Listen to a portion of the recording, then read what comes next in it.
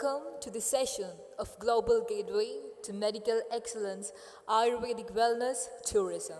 So, as we all know, Kerala is renowned for its rich cultural heritage and natural beauty and has established itself as a global leader in medical excellence, Ayurveda, and wellness tourism. So, the session is gonna explore how the state is becoming a magnet for health and wellness tourism driven by world class medical facilities, ancient Ayurvedic practices, and sustainable wellness, offering with renowned bunch of experts. So, I'm not supposed to spare any of the precious moment of the session. So it's my privilege to invite amazing bunch of speakers. So for the panel discussion, first of all, I would like to invite Mr. K. Harikumar to the stage. He is the current CEO of Arya Kautikal, former CMD of Hindustan Insecticides Limited, awarded by PM Manmohan Singh for excellence, served as MD for multiple state PSUs and President of Cochin Chamber of Commerce. Welcome to the stage, sir. Then I would like to invite Sri Siddharth Dominic to the stage. He is the CEO of CGH Earth Wellness Division, overseeing multiple wellness hospitals and resorts, led launch of 9 CGH Earth properties, and headed HR development from 2012 to 2018.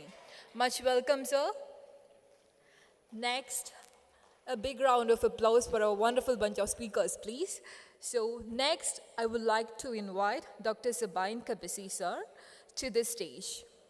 He is a UN strategy lead for COVID-19 task force advising 197 countries, founder and CEO of Enira Consulting, supporting startups in health tech and sustainability, lecturer at Harvard Kennedy School, NES and INSEAD, advisor to US State Department, UAE Ministry of Health.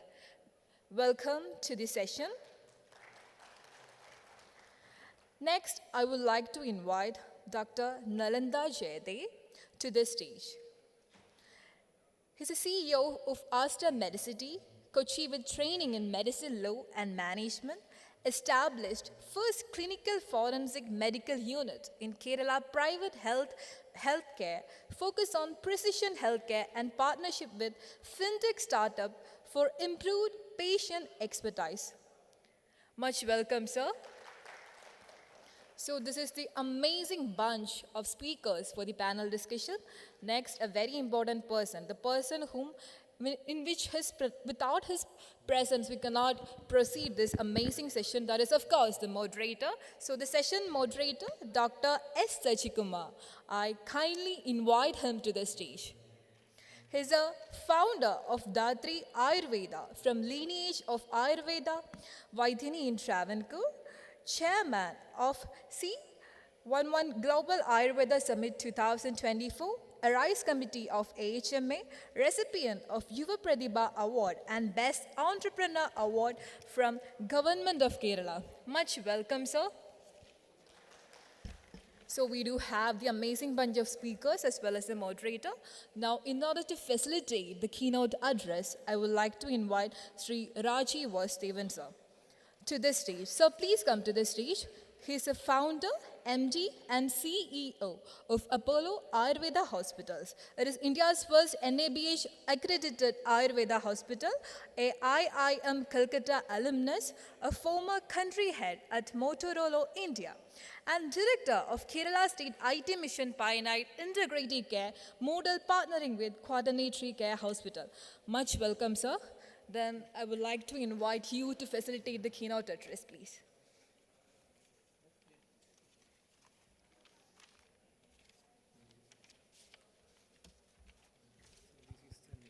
Got it. Got it. Yeah.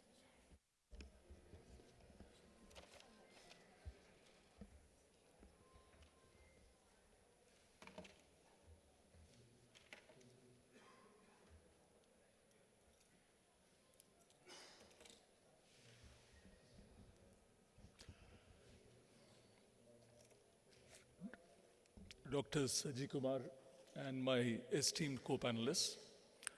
First of all, namaste to you and namaste to everybody who's gathered here. It's a tough act to follow lunch with, a topic which is reasonably heavy to cover because we're trying to cover Ayurveda, healthcare excellence, and wellness in one particular theme session. And I'm sure between all the panelists here and myself, we should be able to give you a pretty good bird's eye view of what is the opportunity and the challenges that are before us.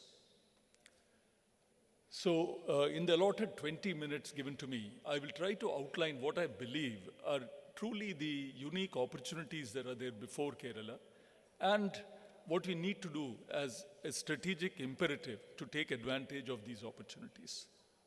So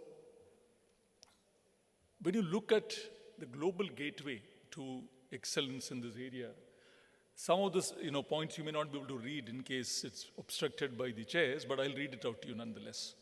So if you look at it in the context of the Invest Kerala Global Summit, what we are all engaged with is to see how do we attract investment to Kerala? What attracts investors like us and like other people on the stage to the state? What is the opportunity, and not only to serve people of Kerala, but to serve people from Kerala of the world, right? So we should not forget that there are two opportunities to serve through the trio of, the modern medicine, Ayurveda, and wellness.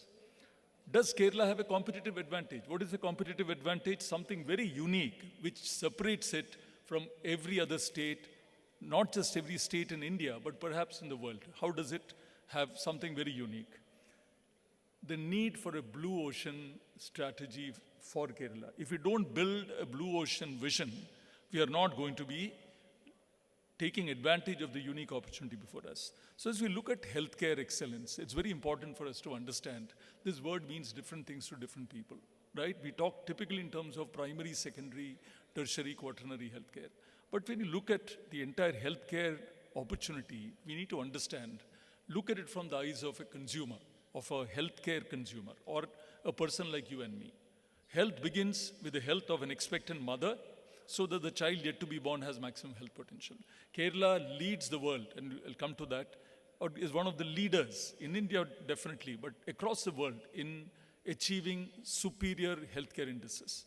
Having said that, today, across India, Ayurveda can complement modern medicine in primal prevention, so that generations of Indians yet to be born maximize their full life potential. Primary prevention, again, we'll talk about it. Today we do that, but government does a lot, private sector doesn't come. There's much to be done in primary prevention. But the important area which I want to touch your attention to is secondary prevention and quaternary and tertiary prevention. What do we mean by that? Nip in the bud early stage diseases so that they do not become a full-blown disease. When you look at healthcare, you look at the healthcare indices of Kerala, you will understand a lot of it camouflages the real underbelly of disease and the true status of health in the state. So we'll come to secondary prevention. How do we prevent early stage disease from going and becoming a full-blown disease? And when my preventive strategies don't work, I end up in an acute emergency care situation wherein I rush to a tertiary care hospital where I get a symptom management, I get that acute emergency management. Post that, I have a stroke, I have a diabetic hyperglycemia episode, and some advanced Parkinson's. But once that acute episode has gone, I go back home and wait for the next episode to occur. So we have this complete cycle of relapses happening, whereby we're not treating the root cause, right? So the healthcare expenditure, if you look at the US, for example, 76% of healthcare spend is happening on people with 5 or more chronic conditions. And the spend on post-acute emergency is more than the spend on the actual acute emergency episode. So what we need to understand, are we missing something in this entire piece? And promotive healthcare, preventive we talked about acute emergency, but promotive healthcare is a very important thing that comes through the life cycle of health. right? So we should not mix up wellness and reduce it to what we imagine in Kerala is what it is. Wellness is to be seen much, much deeper.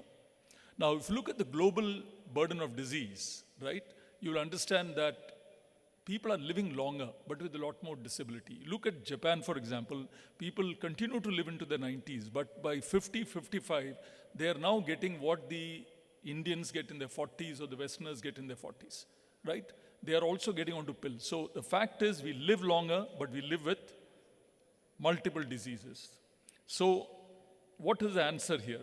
So this is a text-heavy slide, but let me quickly rush through. Kerala is a healthcare pioneer, innovator, leader, right? Kerala is a global icon, no doubt about it in healthcare. Highest population density, highest doctors density. You know, you won't believe it. I mean, some of you know the data. About 73,000 modern medicine doctors, about 20,000 Ayurveda doctors, 10,000 homeopathy doctors, right? Which gives a ratio of approximately for every 1,000 people you need to have, every 100,000 people you need to have one doctor. Here you have for every 30,000 people. So Kerala has got no problem of availability of doctors, right?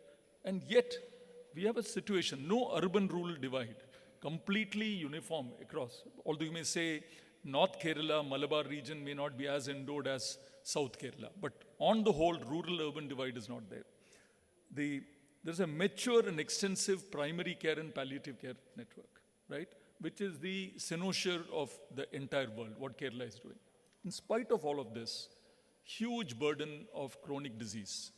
74% of the morbid population suffers from chronic disease, right? If you look at Kerala, it is the diabetes capital of the world, right? I remember reading a data that between 40 and 60, 2/3 of Malayalis are diabetic or pre-diabetic, right? Walking time bomb. And yet we applaud ourselves, telling that we are the healthiest state and so on and so forth, correct? There is a transition from, as we know, to non-communicable diseases, low birth rates, higher proportion of geriatric population. Why is that? Because people are living longer, but with more disease. So more morbidity and lower mortality. So, in a situation where people go to emergency care, they go to a specialist prematurely, and people are going for private healthcare. So, because government there still is not able to do, as in other states, what is to happen. So, there is an opportunity for private sector to come and expand. As today morning they mentioned, 23% of India's sales in medtech happens in this state. Correct? It gives you an indication of how forward-looking the Malayali consumer, healthcare consumer is. So what is the opportunity there? When you look at the fact that Kerala, and this we've been telling for about 20 years, has the best global access.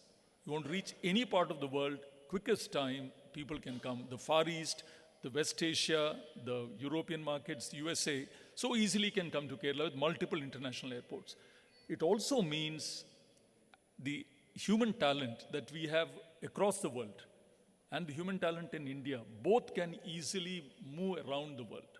So the fungibility of assets, of sorts, of human assets, the vibrant tech startup environment, right? So in the last few years, I'm happy that 20 years back in Technopark, I started the first incubator of this state, right, which went on to win multiple national awards. But that has now become a full-fledged startup ecosystem which continues to do. Quickly, Ayurveda and modern medicine can complement each other to give you a full spectrum healthcare. I want to lay the ground for what really the state needs to do. Across mainstream medical conditions, Ayurveda, other than emergency care, modern medicine, complementing it together in acute emergency gives you a full spectrum option for the world across all the major specialties. So it's not that, as we believe, that it's only for vata rogas, muscle bone joint, or neurological issues or stomach. Across all the major medical specialties, Ayurveda along with modern medicine can be a mainstream medical choice. And two core disease the pathologies which lead to disease being caused in the body, inflammation and impaired metabolism. If you look at Kerala, it will be there. You look at the globe, this is a common feature, right? Why is that? If you can look at the data, 40% of Indians have fatty liver disease. If you look at Kerala, the diabetes percentage is 3 times what is the national average, right? So we have a scenario where these core issues have to be tackled. Otherwise, we are not creating something new in healthcare. So why we are bringing this, a healthcare vision has to address these underlying factors which are relevant to the whole world. And the fact, multimorbidity. One person, whether obese or not obese is not the point, has multiple health diseases today. So we need to go from a single disease, single cause, single effect paradigm, symptom reduction, to a many cause, many effect, multiple disease paradigm. And Ayurveda at a whole person level is able to tackle multimorbidity. I want to stress this, globally this is a major issue. And Ayurveda gives Kerala a very potent Brahmastra to tackle multimorbidity. And the fact is, in addition to, so if you look at I'll just show this quickly, it was not to, I put the slide the last minute, it was not to tout our capabilities, but the fact that in Ayurveda, as in modern medicine, you can have the most comprehensive clinical outcomes track, right? Across biomarkers, across international outcome scales, and functional health, customer satisfaction, right? All of this. Good example, take something where you do elective surgeries. Osteoarthritis of the knee, one of the most common areas where surgery is done. You can see that with the Ayurveda, 44% improvement in the WOMAC scale, Western Ontario scale, the McMaster scale. In this scale, you can find 44%. Globally, if you get a 16% reduction, it is supposed to be exceptional, right? Ayurveda gives far superior. So why should we get into elective surgeries when you can obviate that surgery, right? Now we talked about healthcare, how to do it in a particular systematic way. Look at well-being. Well-being has to be seen not as a transient spa massage, right? It has to be seen as the provision of sustained well-being. Acharya Shushruta, 600 BC, defined true well-being in these words. I call it also beyond that. There's sloka which is there, but beyond quoting the sloka, the fact that you are able to maintain, and if you have deviated, restore the virtuous cycle of good health, right? Nidra, Agni, Mala, Mutra, Manas, Ojas, Indriyas, Shula, right? I've added a couple more points. And the vital parameters of modern medicine. How do you ensure that a person, if this is there, you will find that the person is not just temporarily healthy, but fundamentally his immunity is high, or her immunity is high. They don't fall prey to disease. So, simple tumbling. What do we do as a society? We're not aware of this. Dr. David Agus, in 2012, New York Times bestseller, talks about his opening chapter, how to know you're healthy. He talks about certain fundamental signs and symptoms which every consumer should be aware of. Ayurveda Swasthya Lakshanas are much, much deeper than that, right? So you have an opportunity to educate the Malayali citizen and the citizen of the world on what constitutes good health. This is interesting on well-being. Out of 20,000 patients that we did, we took data. 66% of the population had 3 or more health issues relating to quality of life. 82% had 2 or more health issues. Why I'm bringing this up? Today we may say we are healthy, but actually the absence of disease is not the presence of positive health. We have to understand this. We need to re-educate all of us, our understanding, our perception of health. And Ayurveda is truly about empowering every common man. And I want to say there is no contradiction. Modern medicine and Ayurveda go together because there's really no contradiction. Each will serve a need at a different stage of care. So, going to the concept of something which is cutting edge, integrative care, right? Healthcare excellence. Why is Kerala so special? We need to talk about this. A stroke patient in a quaternary care hospital, right? Goes through neurosurgery, then goes to PMR.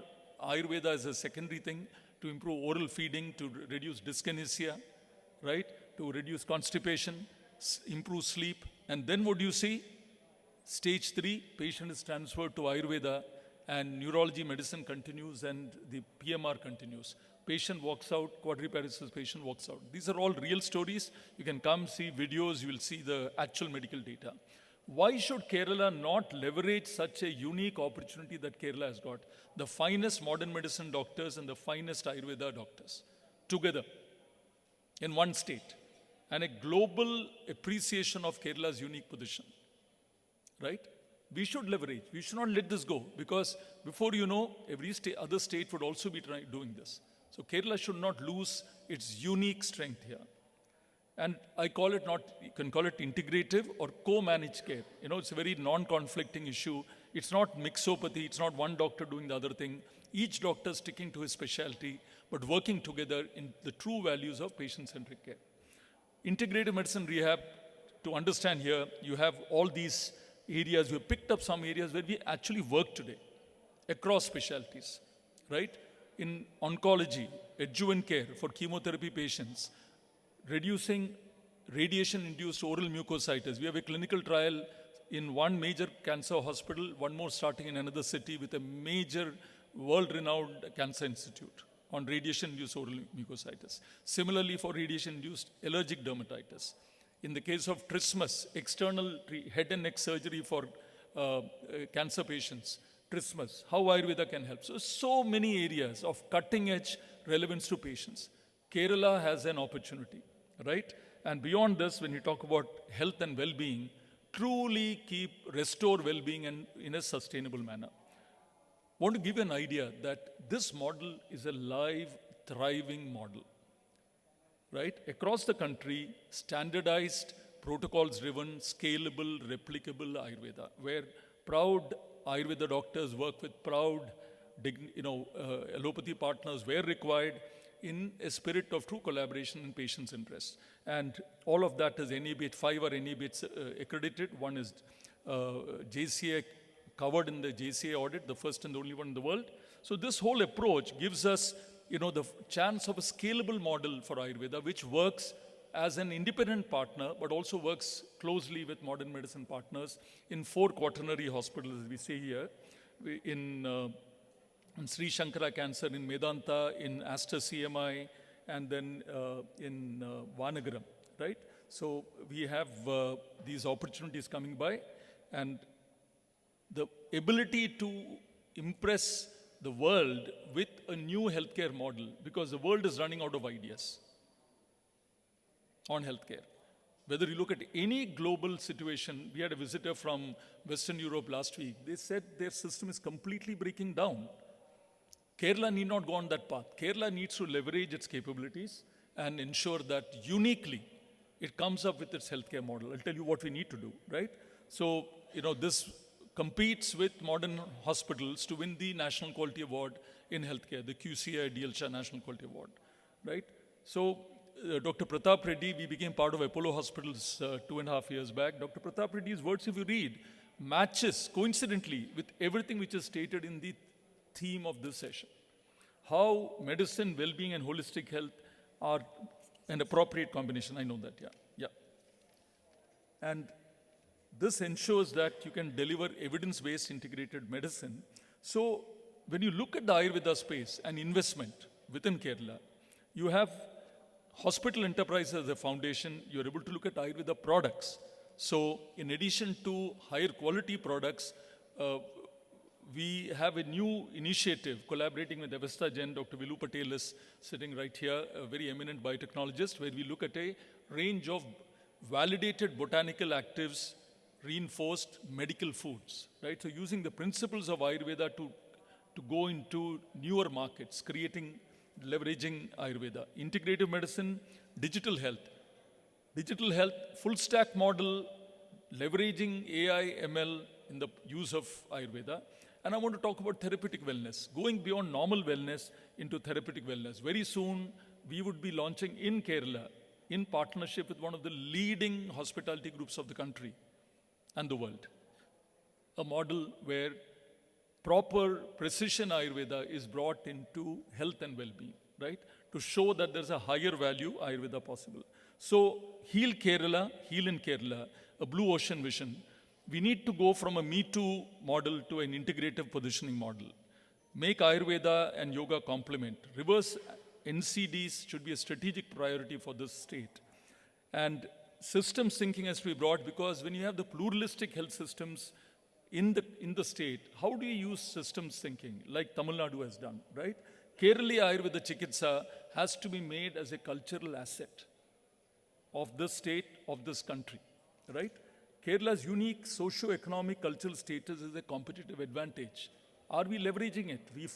We look at that whole scenario of trust versus doubt versus mistrust today, right? So we fight with each other. Instead of that, can we learn to work with each other so that Kerala's healthcare capabilities across multiple systems is a true advantage for the world? Build a Kerala healthcare model that goes beyond these indicators which truly don't represent health, right? Just telling maternal mortality is down or all the other states are catching up. We need to look at true well-being and the fact that immunity is up, the non-communicable disease burden is down, out-of-pocket expenses down. Build a sense of pride in Kerala as an icon of pluralism in every dimension. I conclude 3 key recommendations: strategic thrust on non-communicable disease management, prevention, reversal, focus on host metabolism, inflammation, quality of life, immunity. Ayurveda can play a huge role here. Well-being can play a huge role. Focus on whole person health and sustained well-being.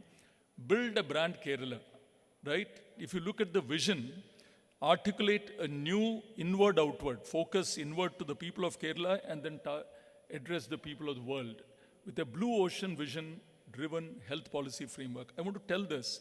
2001, when I had the privilege of drafting the IT policy for Kerala as director of the IT mission, that policy was rated by Kiran Karnik as one of the most forward-looking policies amongst the states. Today, an estimated 150,000, 200,000 jobs have been created.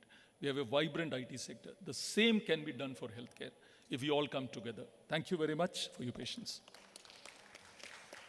Next, I would like to invite Dr. S. Sajikumar, sir, to proceed with the moderation of the panel discussion with this amazing bunch of speakers. It's all up to you, sir.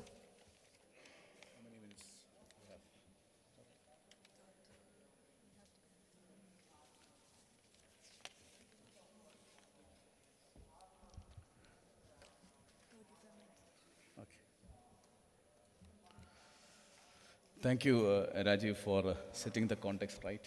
So well presented. I think we got the best scenario of what is happening in Ayurveda and modern medicine right now in Kerala, and what is the scope, and what is our responsibility towards future. That is also well presented. Namaste. Good afternoon to all esteemed guests who are on the dais, off the dais,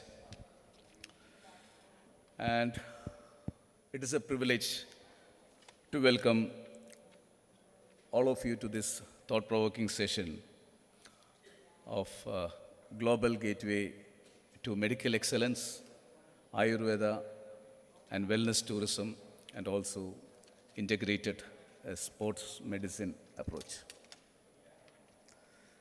As all we know, in the morning inaugural session also, we heard Kerala with a rich cultural heritage, natural beauty, with advanced medical excellence and authentic Ayurvedic practices, and the most skilled human resource, and overall the geographical advantage. Kerala holds immense potential to become the global leader in medical and wellness tourism.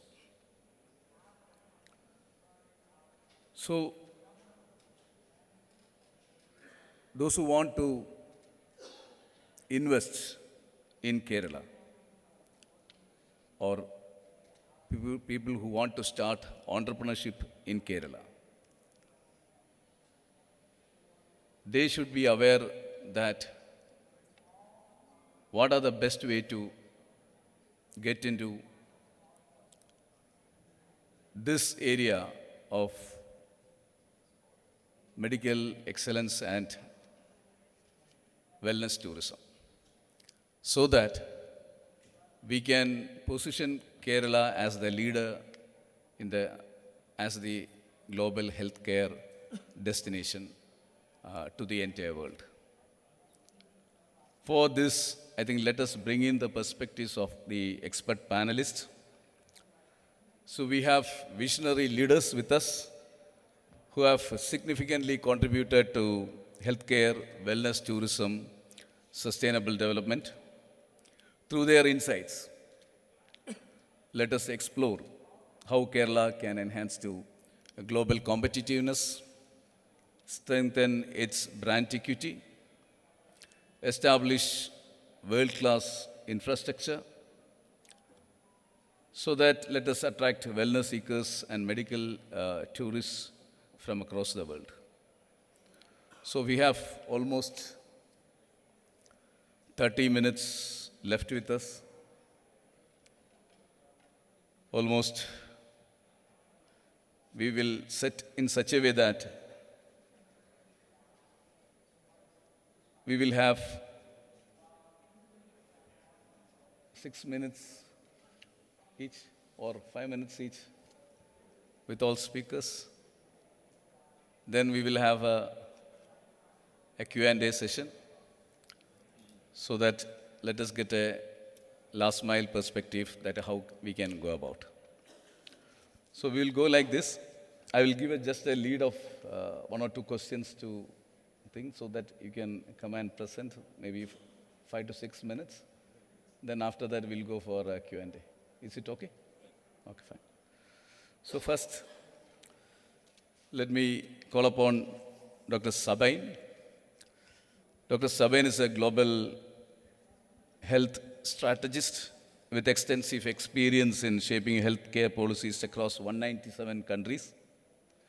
Her expertise in public-private healthcare partnership and health tech innovation, she brings in unique global perspective on healthcare transformation. So with your expertise, so let us want to know, we would like to know that how we can bring in the global standards or global healthcare practices, so that Kerala can align to medical and wellness strategies to accept or to attract international audience. That is one thing.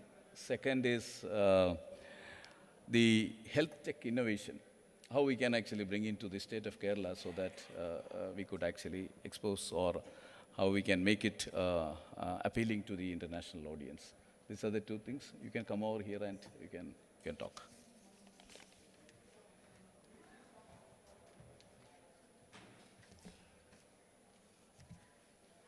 My height is always a problem in such a setup. No, I'm perfectly okay now. So first of all, thank you so much for having me. Kerala for me is a lot of nostalgia. I studied in Manipal and Kerala was so close by. We had so many friends and also patients, but an entire ecosystem which was very adjacent to the culture over here. And of course, that was about 16 years ago. Since then, a lot has changed. A lot has changed both in the ecosystem over here and globally. And I would like to throw some light on it in 2 fragments. One is, let's talk about what are the things that are global best practices which we can bring into this very interesting ecosystem. So, as we are here to understand what investing in Kerala should look like and why should we do it, how do we go about it, I'll start with it from just taking a brief moment to understand what investing is all about. It's not just about money, it's about investing your time, your human resource, and as Sir just mentioned, also creating new ventures over here, creating a base of excellence within this entire ecosystem. So investing is not just about the financial aspects of it, but also about the human resource, the scientific resource, as well as the policy resources and architecture that we bring and build around. So taking that as a framework, globally, there are a couple of areas within the healthcare architecture that I think are very, very interesting for Kerala. Let me start talking about a couple first. So, if you really look at, I was quite struck when I looked at the symbol, the logo over here. At least 4 symbols over here are about research or healthcare delivery ecosystems. And that is quite significant, you know. I mean, of course, there are roads and buildings and new technology being represented, but also healthcare is being represented so heavily because it's a pillar of human need as well as evolution. So when we look at it from these two aspects, one is the need for, as Rajiv sir before me mentioned very, very well, it's a need to first get healthy and then stay healthy, right? So if we look at these two frameworks, then one is the global best practices in getting healthy. So the quaternary care hospitals, which you will hear from quite in a brief moment, but also we are talking about the kind of architecture being developed in, say, studies in longevity. In studies, there are 18 different Center for Excellence globally that work on different areas of longevity, be it fasting-based Center for Excellence in Paris or research happening within biohacking in Netherlands at the moment. So I think that is one area where we have immense potential because we are one of the ancient lands of wellness, and we are an ancient land where we have been able to build these practices within our day-to-day life. So now creating those centers of scientific research and rigor is only a matter of time. So looking at longevity could be very, very interesting from one perspective. Secondly, look, because we are talking about the human resource and investment of human resource, medical tourism, of course, in both ways, from the diaspora of Kerala creating waves globally in creating the actual healthcare ecosystem in so many different countries, and also the training modules and the learning excellence that's being created in the state is phenomenal. I think one thing that Kerala has a big problem around, you know, that is marketing and PR. There is so much good happening in this state and no one is really talking about it. So I think that's one big thing across the healthcare value chain that needs to happen far more. We need to be louder, we need to be smarter about that. So I think looking at these two aspects, one, as I said, longevity is a big area. Clinical research is the third, which I really wanted to look into. Research both in areas of drug discovery and CRO network building, but also in areas of being scientific rigor across the Ayurvedic ecosystem. So creating that from, as the esteemed panelists before me mentioned, outcome-specific areas of research. So the whole perception needs to change. The perception towards traditional medicine needs to change, not just within our ecosystem, but globally. So if we are able to focus on 4 aspects, one is, as I said, cutting edge medical technology, be it longevity or health tech ecosystems within that. Second is creating scientific rigor around clinical research and drug development, also in the combination of medical approaches. And third is looking at excellence in human resource development. And 4 is actually building a consensus in health systems, right? Both integrated as well as in the financial systems of well-being, creating VBIS models, which had been piloted around 600 years ago in the same region through the ancient kingdoms in this space. So if we are able to now create a formal structure around it, if we focus on these 4 and create excellence within these 4 segments, then Kerala can project itself as the next health hub, not just in India, but globally.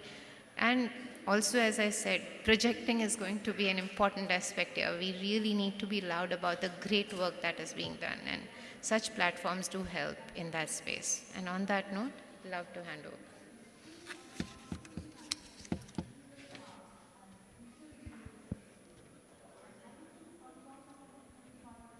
Thank you, Dr. Sarain. So, thank you for your insights. by incorporating cutting-edge technology, focusing on longevity, then research, and investing on human resource. These are the 4 areas which you have said. It's fantastic insights. I think we will see going forward which are the other things. We'll get it from the other panelists also. Over to Mr. Siddharthji, and so you are the icon of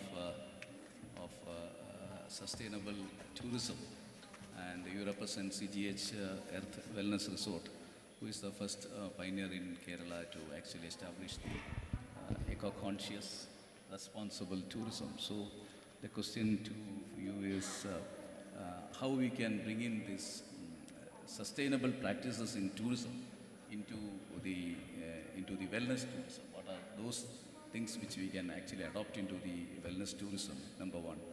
And number two, what are those elements to have say world-class infrastructure so that we could be able to cater to the that kind of premium elite audience for this sustainable wellness tourism.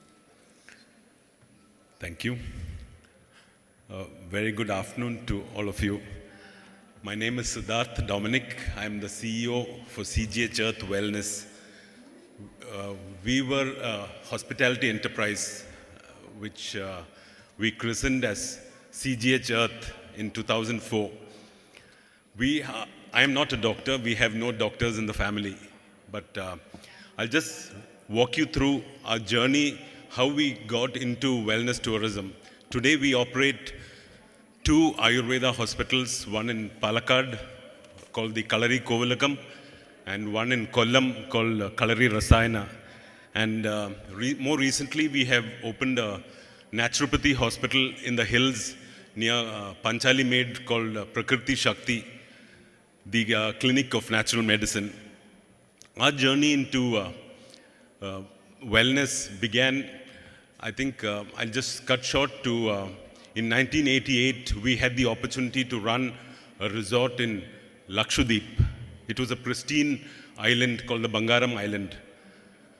When we went there as hoteliers, we decided that the island was so beautiful, we needed to ensure that it remained intact. So environment sensitivity and protection became a very, very high priority in our scheme of running that place. Next came what was the experience one would provide to travelers who came to the island. This was back in 1988. And we decided that let us offer the island, because if you're going to preserve the environment, we cannot let modern, even if you talk of in an island holiday resort, typically what one would do is bring in water sports, jet skis and modern amenities, air conditioning and everything that would really have some impact on the environment. So we said, let's keep to the simplicity and offer the island in its wholeness. So the thought process was to offer the island the way the islanders, the people of Lakshadweep enjoyed it. And the response from the international audience was, wow, this was a place that was different. This was a place that really offered a difference in the sense that, people who have been to the best, to the places on the globe which offers said to be the finest resorts in the world, lose the simplicity and then it's more of the same. We said, let's offer Lakshadweep and where people can imbibe the spirit of the land. So from that journey, we went into offering the islands to travelers. Travelers were enamored by the offering, so much so that this became coded into our enterprise as let's do tourism in a different manner, a manner in which there was environment, respect for environment became a very high priority. Number 2 was offer the whatever product you are offering, make it local in its offering, being local in content, following the ethos of the land or the space it occupies. And the third point which we identified as a core value in our offerings was inclusive of community. So with these three learnings from Lakshadweep, we came to the mainland and opened multiple resorts across different landscapes. In that journey, we realized one of the local offerings that Kerala could offer was Ayurveda. So we started incorporating Ayurveda into the properties we opened in Kumarakom, in the Periyar, in Marari Beach, in Cochin, and different other locations in Karnataka too. And we found that there was an overwhelming response to the appreciation of Ayurveda. That journey led us into when the next opportunity to open a new resort came in the form of a palace in Kolangod. We decided that we make it a place devoted to Ayurveda. So here we said that we did some research and thought that we do not come from the medical background, nor do we run Ayurveda hospitals. So we did some research and we said that if we are doing something, it has to be unique, and the uniqueness would come in the form of let's find out what do the tenets of Ayurveda say, and we followed that to the T and built this place which, without compromise, what we call the Kalari Kovilakam. It was a pioneering effort for CGH Earth, but what translated as we went along was the response from a global audience was outstanding. So much so that this reinforced in us the confidence that here was something, and you cannot dilute it, offer it in its wholeness. And we realized that Kerala had done so much of work in Ayurveda was really Kerala's own. And people would, we always thought, at some point we thought of opening facilities across India, but always the thought was, the question that came back from people who had experienced Ayurveda was, let's do it in Kerala, because Ayurveda belongs to Kerala. And that, I'm not sure what's the truth behind that statement, but the world out there believes that Kerala is the home of Ayurveda, and that got reinforced in the way we went about doing business.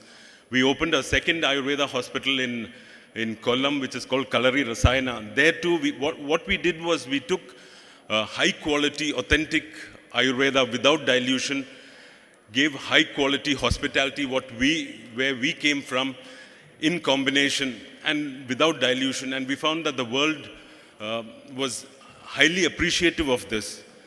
We also noticed that up to COVID, we had our clientele was 90% international, all the continents of the world, of the globe. Post-COVID, we have seen a huge shift in the client profile, in the sense that we see India has taken note of Ayurveda. We have almost a 50% clientele which comes out of all the cities, including Kerala. It just goes on to show that, Rajiv made a statement which I noticed, which really, hit a mark with me, was the world has run out of ideas. The customers who I meet at our properties really, they come from all over the world, very high net worth individuals, keep saying that they've tried everything in the book, but they keep coming back for Ayurveda. And the fact is that they've really, what they express is, what Ayurveda can offer is completely unique and serves the purpose and kind of gives them the satisfaction that there is a transformation happening. So I think as we sit today in this Invest Kerala meet, I think we all must realize that the power that Kerala has in the sciences that we hold here, and the landscape, all the beauty and the plus points of Kerala we have all narrated. I think all these go hand in hand, and we cannot sit idle. Rajiv also mentioned the world, everybody wants to carve out some space or some bit of this action. So we need to be on top of the game. We have a great product, the great landscape, great people. It's just a question of occupying that space completely. I'd just like to narrate another investment that we made as we went along and gained confidence in Ayurveda and in the wellness tourism was about 6 years ago. We went into the hills and opened up a property called the Prakriti Shakti, where we have we offer to a global audience the power of naturopathy. And here too, naturopathy is not so familiar with most of the population. It took some time and effort to educate population, the populace, about the power of naturopathy. And today we find we have created a one-of-a-kind property across the world. One of the trivia about the property is we have a cold kitchen. See, naturopathy talks about a lot of raw diet. So the entire kitchen is a flameless kitchen. It's just a little bit of it's part of the treatment, but we run a NABH accredited naturopathy hospital in the hills in Kerala. And again, the audience, we had pitched it squarely for India. Rajiv again mentioned, with all the progress Kerala has made, unfortunately, we have high population of people who are in need of health. And we were pitching it, and this is so for Kerala, for India too. We were pitching it for India, but our clientele is 50% India, 50% international. So there is a huge opportunity in the world of wellness, and I think Kerala has the opportunity to grab this moment. And as far as Ayurveda is concerned, I think it must become the go-to place in the world. Thank you. Siddhartha Dominic, for your insights, sustainability, sourcing locally, and offer the authentic Ayurveda with the utmost transparency, and so that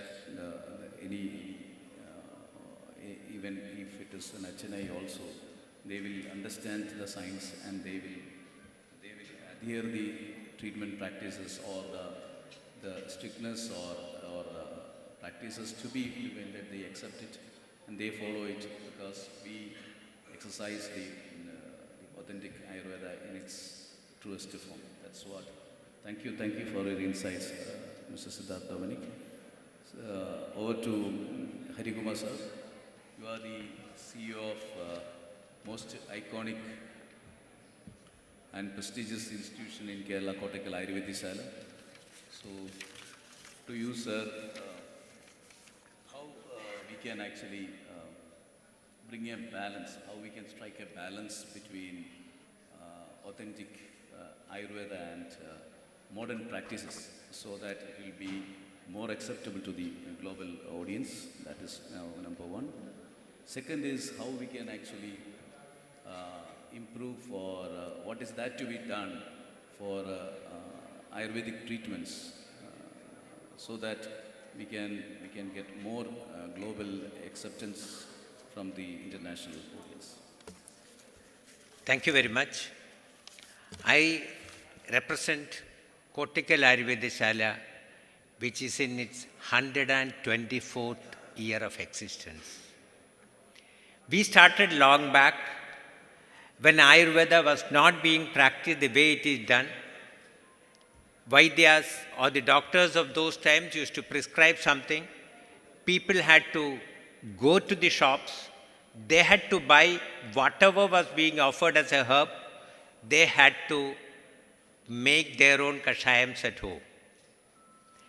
We changed the whole practice. We standardized the whole thing. Kottakkal Ayurvedisala was the first organization to start bottling products so that a standardized product reaches the customer. So, what I am trying to tell you is, Ayurvedisala and Ayurveda in Kerala has gone through different times, difficult times. That is why, because we could standardize the medicine, we could make it user-friendly, because otherwise if we had started, if the bottling of medicine had not happened during that time, probably Ayurveda would not have existed the way it is getting existed today, because no system which is not user-friendly can stand the test of time. Now, because the topic is basically on investments and the potential of Kerala to be the hub of Ayurveda, let us look at some numbers. Ayush, the ministry in charge of the traditional system of medicine, the potential of Ayurveda or the Ayush, the market size had grown from $2.14 billion in 2014 to $41 plus billion now. And it is poised to grow to $250 billion. This is the potential of Ayurveda. Look at what is the compounded annual growth we are talking about. And this can happen in two segments.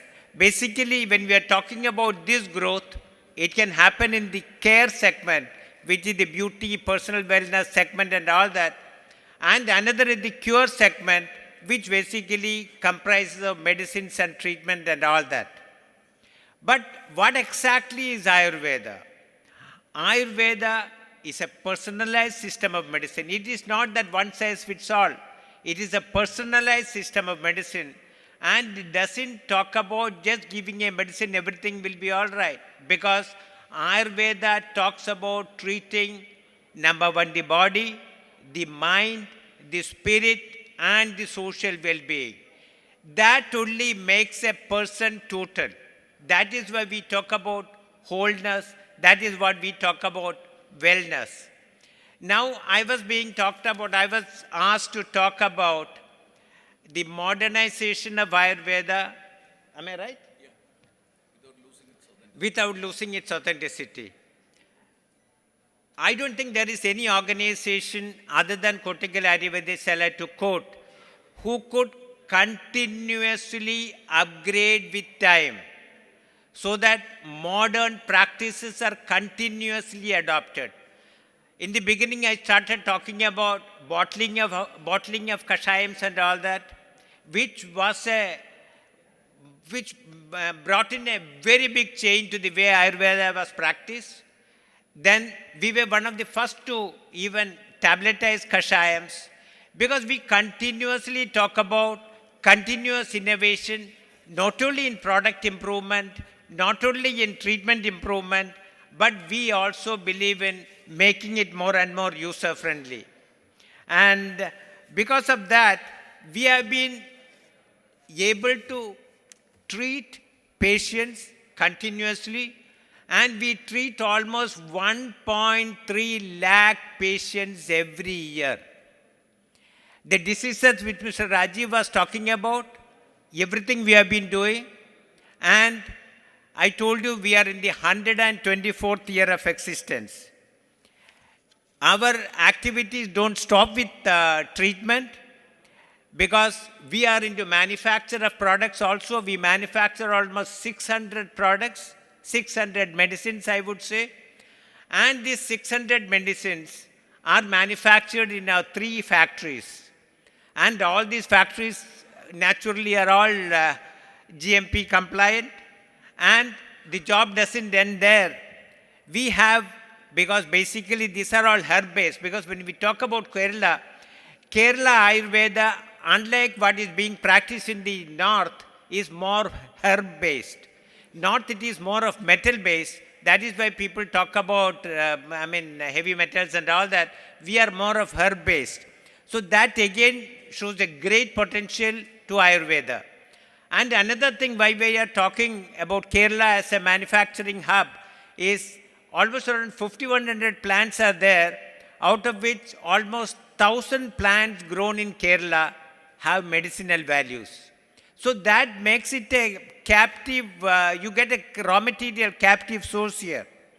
But it doesn't even end there, because we have to standardize. We also have to ensure, because these are all, one plant comes with 5 botanical names, we have to ensure that the right product gets used. Otherwise, the authenticity of the medicine doesn't get ensured.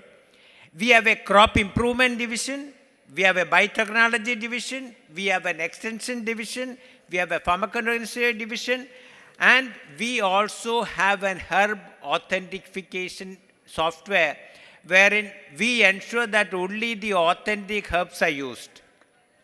We have a phytochemistry division Chemical fingerprints are taken for more than 100 herbs to ensure that only the right quality herbs are used. We also do phytochemical standardization of drug, product standardization, and we have the latest of the latest equipment to ensure that all compliance are being done. It even doesn't end there. We are a center of excellence for Ministry of Ayush for cancer research studies. Why I'm talking about all this is not, I'm not trying to market Cortical Ayurvedishala, I'm trying to tell you how current, because basically the discussion was on how modernization can be brought in, how authenticity can be brought in. So these are the ways by which we ensure that the products are authentic. Unless the products are authentic, the medicines are authentic, the treatment cannot be authentic. We also have a tie-up with IIT Madras for fingerprinting authentication. We develop herbal drugs for neurodegeneration. We have also a study with CSIR for identification of epigenetic markers for breast cancer. All these studies we have done. And the famous Kerala doctor, Dr. M.S. Valyathan, was the chairman of one of our research advisory board, and wherein he conducted lot of studies, even right from material toxicity and all that. And one of the major formulations like Rasayanam, he did a study on Drosophila. We found that actually the life expectancy could be improved. So many of the products we develop, we try on the toxicity, we do animal trials, we do the toxicity tests, and that is how we standardize not only the medicine, but we also standardize the practices. But as I started, Ayurveda is not only a treatment of the body, it is addressing the issues of body, mind, spirit, and make a person a perfect well-being. And when we talk about medical tourism and all that, see, just because we have something, it doesn't bring in tourism. Let us not get into that. Because a proper infrastructure is required. And as it was discussed in the morning, Kerala is becoming the lot of infrastructure developments are going to come. And the Honorable Minister, Mr. Nitin Gadkari, also announced another 50 lakh crore of investment in Kerala to improve the infrastructure. And not only that, there has to be proper easy entry and exit. There has to be proper insurance so that the people who come in get the proper insurance cover. There has to be easy access to everything. There has to be a proper legal system. And why should people come? Let us look at from the customer perspective. Customer perspective of somebody who is located abroad. It has to be affordable. The waiting period has to be less. And the care also has to be, there has to be quality care. But when we talk about all this, when I was talking about tourism, let me tell you, Ayurveda is not just massage. It is something much, much bigger than that. So what should we do? When we talk about tourism, what we should do is we should have a mechanism to segregate the grain and the chaff. It is not that everybody is same. There has to be a difference, and the people sitting abroad or people who want to take the benefit of the treatment should be able to make out who is who and what is what. I would say there should be a proper mechanism to ensure that, so that nobody gets fooled by whatever is getting offered. And we also talked about promoting integrative approach. Cortical Ayurvedishala started promoting integrated approach 100 years ago. We have a charitable hospital wherein an integrative approach to medicine. We have 3 allopathy doctors, we have large number of Ayurveda doctors, and we have been practicing integrated system more than 100 years ago, and that charitable hospital is celebrating its centenary now. That is how old an approach from Kerala on integrated medicine has been. So when we talk about investment, I would conclude by saying only 2 things. Be a responsible producer. Be a responsible caregiver. We have the potential to take on the world. We have the potential to become a global healer. And there was a report, news report also, that traditional medicines have been adopted by WHO, and in its 2015 update in the International Classification of Diseases, that opens up lot more avenues. Ayurveda as a system of medicine is getting recognized world over. So let us take it seriously. We have a lot of growth opportunities, but as I said, we have to be a responsible producer and a responsible caregiver. Thank you very much. Thanks, Sri Harikumar. See your perspectives of comparing modern practices to Ayurveda is that ensuring safety, purity, and efficacy of Ayurveda products through quality standards, tests, and ensuring that the products given to the patients has been ensured through all these tests. That is something great, I think, that we have to practice. All the Ayurveda producers or Ayurveda products should practice the same, so that it will bring trust as well as faith to all the patients coming in, not only from Kerala but also from outside India. Also, coming all Ayurveda institutions or any healthcare institutions definitely should be responsible in terms of handling patients. Thank you so much. Now, over to Dr. Nalanda. So, see, you are the CEO of one of the Kerala's topmost medical tourism destination, Asta Medicity, with precision care and with innovative treatment solutions. So the question to you is, what are your suggestions of building a world-class infrastructure? What are these elements is required to have a world-class infrastructure so to attract international medical tourists on one side? Second, what is that required to bring in this wellness tourism integrated, like what Rajiv said, co-managed medical tourism practices for maybe geriatric care or sports medicine to enhance the performance or trauma management? Please. Good afternoon all. So thank you, Dr. Saji.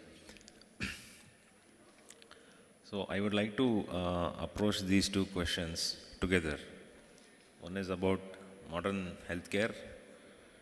How do we provide the best of modern healthcare to the world, and also the best of wellness to the world.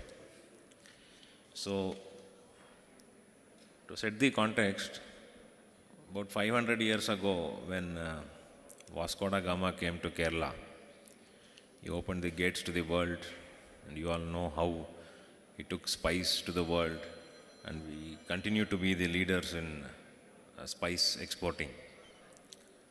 But I don't know how many of you know that he came to India thrice. The third time he came, it was out of retirement, and he came here and he died due to malaria.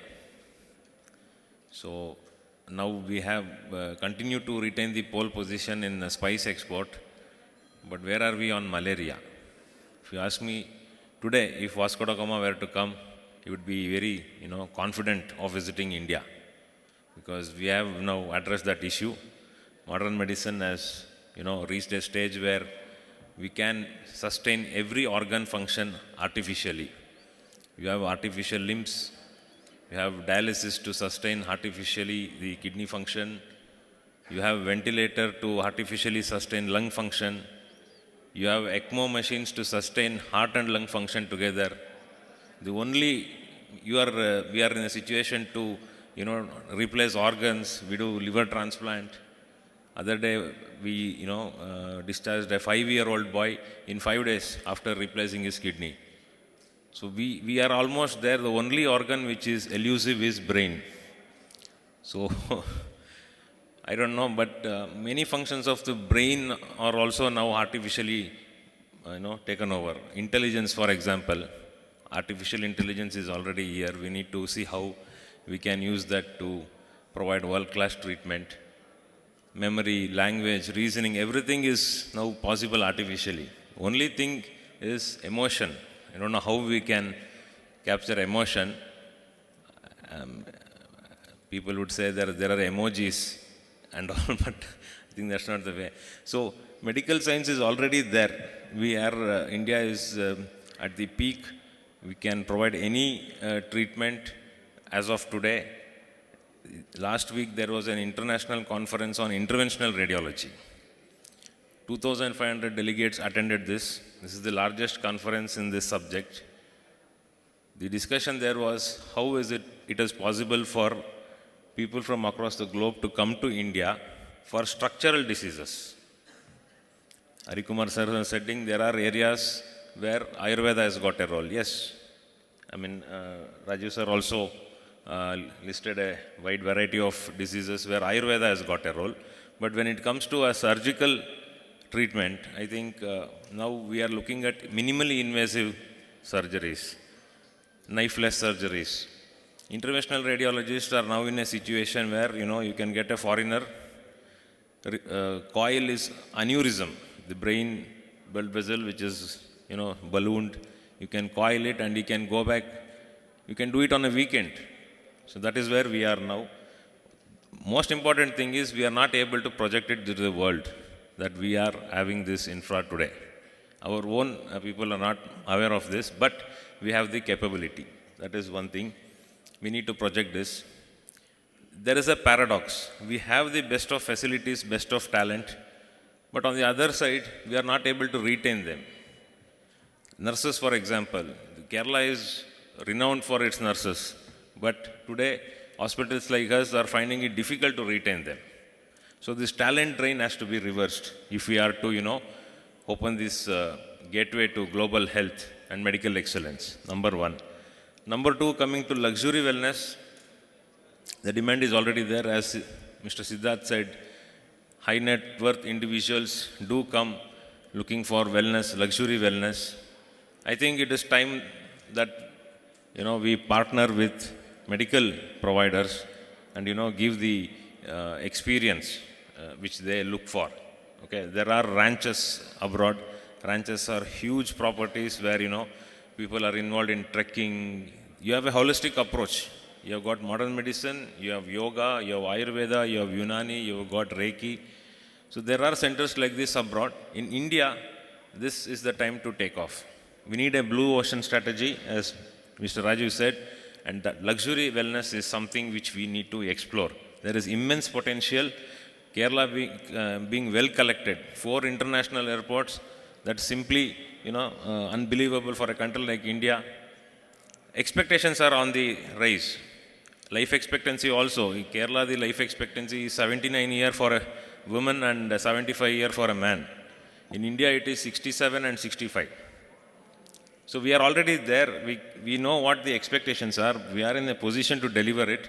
It's just that we need to develop the right partnerships and, shred this Ayurveda, modern medicine divide and look at holistic approach. Now, patient is in control now. Gone are those days where the doctor used to decide everything for the patient. Now, patient autonomy is important. Patient has to choose what modality I will prefer. For a NCD, you could prefer Ayurveda. For a communicable disease, you could prefer vaccine and modern medicine. And for definitely for surgical, this thing we need to look at minimally invasive therapies. So this is my thoughts on this, and thank you for having me here. Thanks. Thank geriatric care or something like that, where it should be a larger space for luxury wellness, training, research, and everything could be put together. It's a wonderful suggestion. Thank you so much. Now we have just 5 minutes left. We will take 2-3 questions from the audience, and we will have a closing note. I think, give him mic.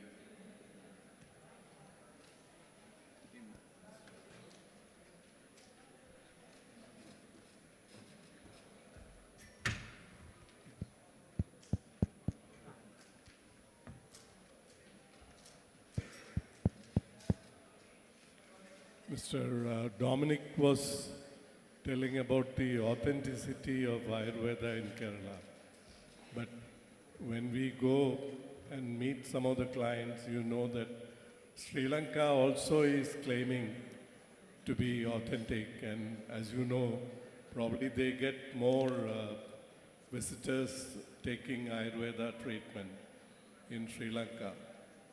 So what is needed is the standardization and accreditation by bodies, even though we have NABH, but the other green leaf and those kind of certification, it's not very well sort of advertised. And also even getting the certification in Kerala from the tourism people who manage it is very difficult. So there is a need to strengthen that, and then only we can present that to the foreign clients, saying that how we claim that ours is authentic. Second is we have to have Ayush involved in the insurance. Like Dominic mentioned that after COVID, we have having more of domestic tourists or domestic patients also coming in, and you mentioned a ratio of 50-50. So when we want to, there is a big market within India itself. And if we have to tap that market more, the insurance medical insurance, even though Ayush has given instructions, it's the insurance companies try to, find various types of objections and not giving the insurance like they do in a regular hospital. So these are the two areas which we have to strengthen. Thank you. Thanks for your suggestion, Mr. Narayan. I think we will, I think government of Kerala people are here. I think they will take a note of what you said, and they will take care of and they will speed up the process. Yeah, of course, on brand thing, I think we will have more discussions on that. Hi. Hello.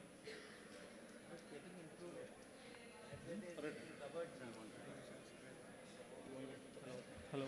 So quickly, Mr. Narayanan, the comparison with Sri Lanka, I think we need to move out of the debate. Because Sri Lanka has also got Ayurveda, which is pretty old. At the time of Buddha, they've got that going there. So, but without having to take a singular ownership, India, Kerala needs to take stake to that legacy.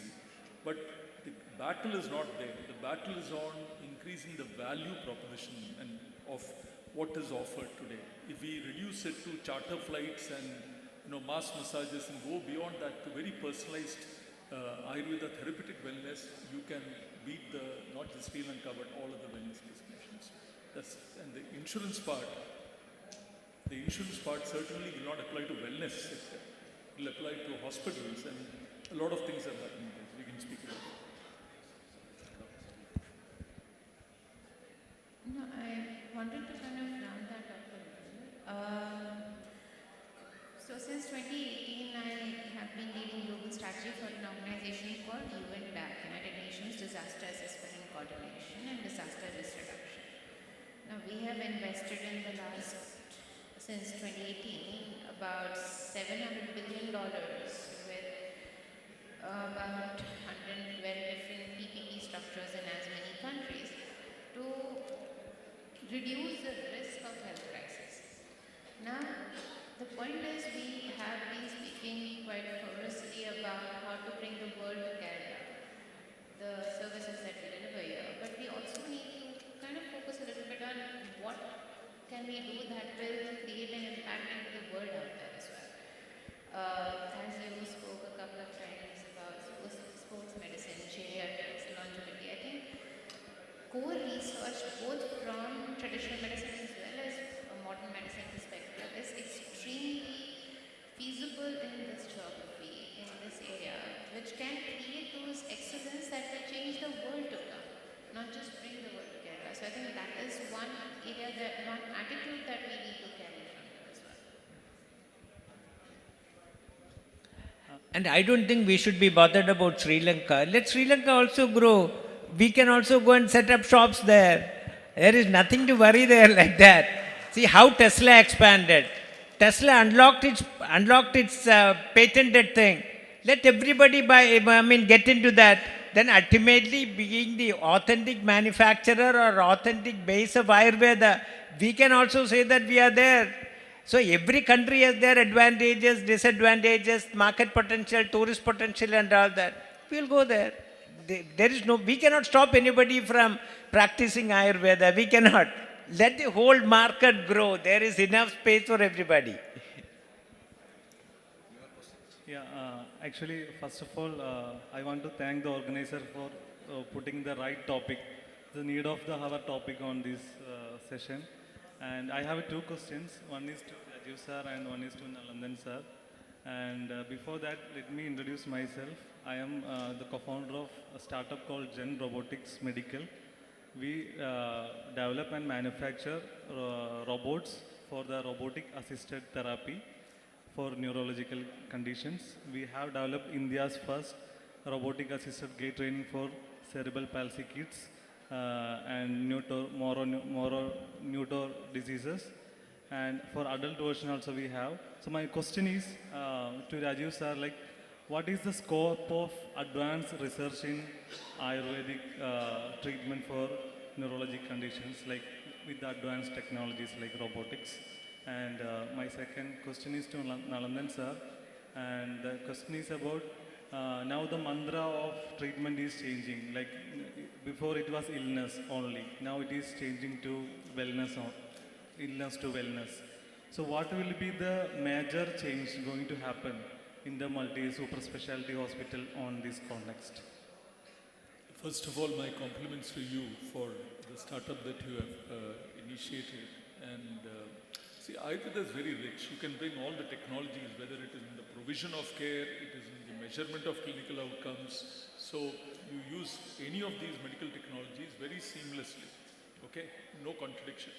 So particularly neurodegenerative conditions, severe or even sleep or the working of the brain, we can use all the EEGs, but also the, if you go to Svyasa, even for yoga, we're able to measure what are the changes in the brain. But what typically we do, we look at biomarkers, we look at electrical signals, we look at imaging before, during, after, right? So it's very much feasible. Would be interested to know more about the technology that you have. Best wishes. Can you repeat your question? I didn't get it.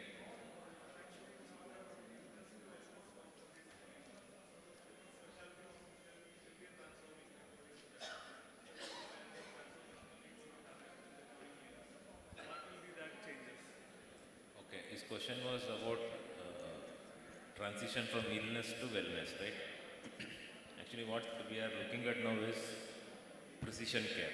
Cover everything, cover the preventive, promotive, and curative aspects in medicine. Now, what is going to come is predictive care. Predictive care is gene sequencing is already here. It is mostly in the domain of cancer treatment. So you take your swab from the mouth, get the DNA from the saliva and sequence your gene, and then you are able to predict a lot of illness. That is there in cancer research now, but now moving forward it will also come to lifestyle diseases. When that comes, you will be in a position to predict a lot of illnesses, especially these heart rhythm disturbances, which are causes of sudden death in the young. The other day we saw a lady collapsing in the gym.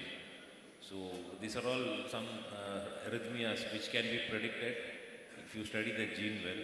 And what is going to come after that is genome editing. So you identify the wrong gene and edit it so that you not allow the illness to come. So this is the future. So 79 years of life expectancy, I think in the next 10 years it will reach 100. And we are now staring at mortality, if I may say so. And the kind of work that's happening in UK Biobank with M3 and others is actually aggregating these long-span genetic traits and correlations of lifestyle solutions. And we might get that sooner than we expect, probably within our lifetime, not just from a gene prediction structures, but the digital twin technology from organ perspective that is now coming into play. I think that is also game changing because we are now able to predict how an organ is aging, how an organ is functioning from a microsecond to microsecond level with the existing sensor networks that we have. And I think that's fabulous. Yeah, so these things are already there, but the cost is exorbitant. So the banking industry must also look at how to make it attractive and possible. So time is short. Sir, This is the last question. Yeah, the last question, sir. I am Professor E. Kunjiraman, coming from Kannur MBR Ayurveda Medical College, which we had so many years of integrated treatment in the case of snake bite. Dr. Sajiva knew well more than that. So we have an experience of integrating allopathy and Ayurveda in the case of snake bite treatment, and we do have more than 5 lakhs of cases of documentation for that. My question is there a strategy or policy for the central government to integrate the method of treatment in all sectors, whether it is allopathy, Ayurveda, or Siddha, or Unani? Is there a specific central government policy to advocate and execute this integrated treatment? And my concern is that also. You know that what Dr. Vairi was telling in the session, that he was compelled to smuggle the Ayurveda medicines to Dubai. We know that only 150 countries are allowed to treat Ayurveda and also sell or buy Ayurveda medicines. What is the policy? What is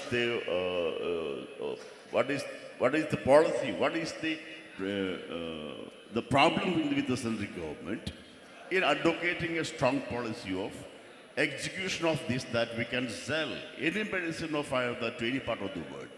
My student traveling last day to America, he was compelled to throw the ariston that he brought from our pharmacy. What is the policy restriction on that in executing this? Only that much. Thank you, sir. I think you did cover a wide range of points in your question, but let me be very specific. The India National Health Policy 2017, and which is still, there's no newer policy, talks about a pluralistic health system, where every system of India, recognized system, is given its due role. Right? I compliment you for the work in snake bite therapy and integrated approach. So that is number one. Number two, as you're aware, the WHO has set up a global center for traditional medicine in India, which definitely is looking at TCIM, right? Evidence-based, traditional, complementary, integrative medicine. So that terminology is coming. So sooner than later, but the onus is on the traditional medicine sector to produce evidence which is acceptable to the world. Thank you, Rajiv. And I think due to lack of time, I think we are closing down this session. It was a wonderful session. We got very thoughtful insights from the panelists as well as from the audience. It shows that Kerala has the advantage of actually integrating or co-managing all the healthcare services and position Kerala as the global leader in the healthcare sector. And there are lots to be done in this area, and we can actually attract international as well as domestic medical travelers, tourists to Kerala, and we have to offer all in all domains of treatments, wellness solutions, for which definitely we have to collaborate with policy makers, investors. We have to bring in partners, healthcare institutions, wellness institutions. I think everyone should come together and formalize a strategy, and we have to take it up forward. Definitely, this is a great advantage for in the coming days, and let us invite to Kerala to make Kerala as the global destination for healthcare. Thank you, panelists, for insightful comments, and thank you all audience for participating in this. I'd like to invite Vigneshwari ma'am to the stage to give memento to our beloved dignitaries. Wonderful listening to you all. Very nice. So, looking forward to associating.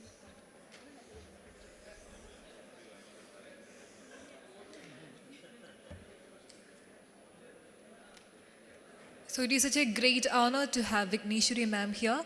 So I would like to invite Mr. K. Harikumar, sir, to receive the memento from Vikneshwari ma'am.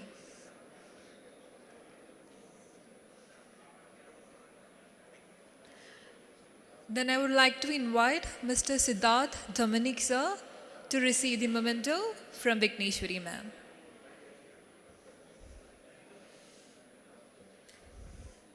Then I would like to invite Dr. Sabbain Kapasi to receive the memento.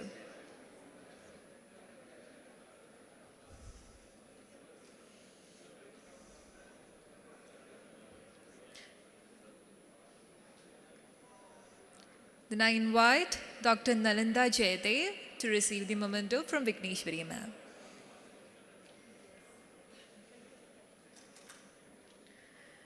Then I would like to invite the session moderator, Dr. S. Sachikumar sir, to receive the memento.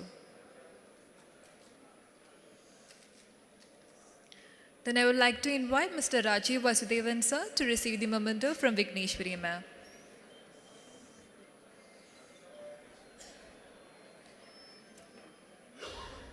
Then the dignitaries are requested to stay back to have a group photo.